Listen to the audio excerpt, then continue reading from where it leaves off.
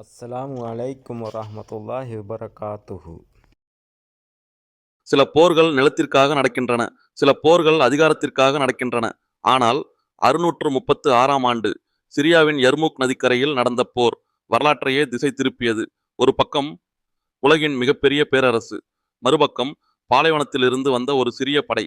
எண்ணிக்கையில் 4 மடங்கு பலவீனமாக இருந்தவர்கள் வென்றார்கள். எப்படி? அந்த கேள்விக்கு வரலாறு சொல்லும் பதில் ஒன்று, ஆனால் வரலாறு மறைத்த பதில் வேறொன்று. இது அந்த மறைக்கப்பட்ட கதை. 7ஆம் நூற்றாண்டின் தொடக்கம். உலகம் 2 மாபெரும் சக்திகளால் ஆளப்பட்டது. கிழக்கில் சாசானிய பாரசீக பேரரசு, மேற்கில் பைசாண்டைன் ரோமப் பேரரசு.